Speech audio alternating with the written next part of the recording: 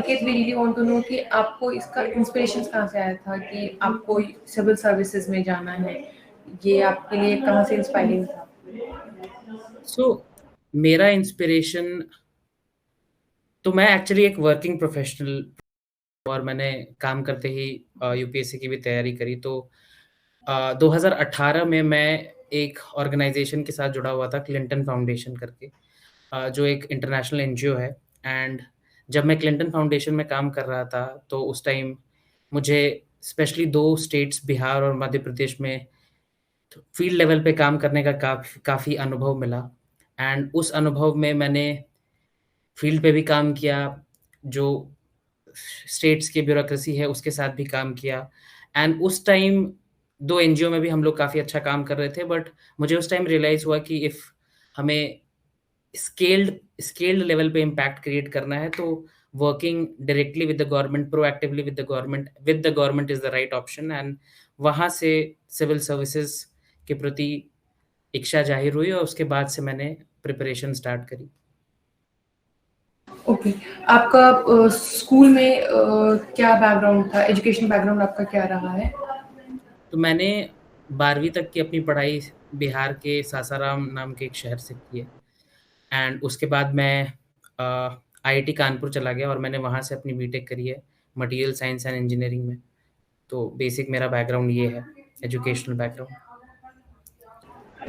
आपका जो optional subject था, क्योंकि हमारे पास एक्चुअली बहुत सारे एस्पिरेंट्स आते हैं जिनके सवाल ऑप्शनल सब्जेक्ट को बहुत रहते हैं, कि आपका ऑप्शनल सब्जेक्ट क्या था और हाउ डिड यू डिसाइड कि आपको कौन सा ऑप्शनल लेना है, और क्या आपने कभी वो चेंज किया था? नहीं, तो मेरा ऑप्शनल एंथ्रोपोलॉजी था और शुरू से जब जब से मैंने तैयारी स्टार्ट करी तो मैंने सेम रखा, मैंने अपना ऑप्शनल चेंज नहीं किया क्योंकि मुझे अपने ऑप्शनल में इंटरेस्ट था काफ़ी। जो उसका सिलेबस है वो एक तरह से मैनेजेबल भी है एक सफिशिएंट अमाउंट ऑफ टाइम में, प्लस काफ़ी इंटरेस्टिंग है, काफ़ी कॉन्टेम्परेरी है।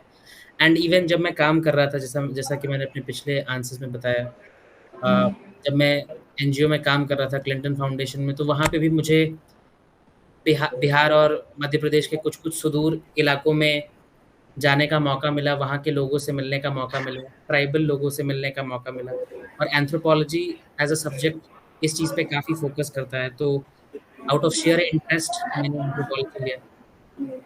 ओके, मतलब इस तरह का कोई जैसे नॉर्मली सुना है कि स्टूडेंट्स जो हैं टॉपर्स का सब्जेक्ट ज़्यादा ऑप्ट करना शुरू कर देते हैं कि शायद वो ज़्यादा स्कोरिंग होगा। इस तरह का कोई आपका स्ट्रैटेजी नहीं था कि जो टॉपर्स का सब्जेक्ट होगा ऑप्शनल का, वही मेरा ऑप्शनल रहेगा?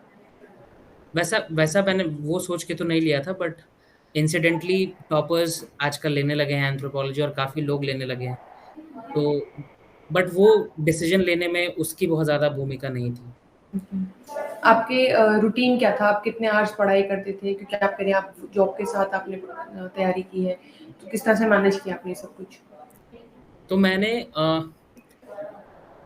तो मेरा जॉब, तो मैंने 2020 तक जॉब करी थी और फिर उसके बाद मैंने अराउंड 7-8 महीने का सबैटिकल लिया था और उसके बाद फिर से मैंने जॉब जॉइन करी थी। तो जब नॉर्मल जॉब के दौरान और अभी भी मैं सुबह का टाइम यूटिलाइज़ करता था, 6 बजे से 10 बजे तक का टाइम, 6 से 11 का टाइम, और फिर जॉब के बाद 8 के बाद का टाइम। एंड फिर सबैटिकल के दौरान मैं अराउंड 8 घंटे पढ़ता था। जब मैंने सबैटिकल लिया था तो अराउंड 8 घंटे पढ़ता था मैं। उससे ज़्यादा तो मैंने कभी पढ़ाई नहीं करी और मुझसे हो भी नहीं पाता था 8 घंटे से ज़्यादा। ओके, और आपका रूटीन क्या रहता था, मतलब अपना स्ट्रेस को रिलीज़ करने के लिए? क्योंकि ये एक पेशेंस का बहुत पेशेंस और बहुत पेशेंस माँगता है, बहुत स्ट्रेस हैंडलिंग माँगता है यूपीएससी की तैयारी अपने आप में।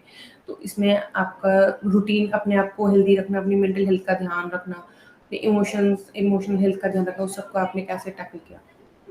तो लास्ट 1 साल से तो मैं अपने पेरेंट्स के साथ रह रहा था, तो घर पे जब आप रहते हैं तो आई थिंक उतना इश्यू नहीं होता है इन टर्म्स ऑफ स्ट्रेस, और कभी होता भी है तो you can always talk to your parents. I think मेरे केस में मेरे फ्रेंड्स की भी काफ़ी भूमिका रही। So I have like couple of very close friends, so उनसे मैं बहुत रेगुलरली टच में रहता था। वीकेंड्स पे या हफ्ते में 2 बार रात में पढ़ने के बाद उनसे बात कर लिया, तो मेरा स्ट्रेस बूस्टर और इवन मोटिवेशन भी वहीं से आता था। तो ये इस this is how I used to de-stress myself, talking to my parents, talking to my friends, और कभी-कभी मैं पॉडकास्ट सुन लिया करता था। तो this was my stress buster during the entire duration.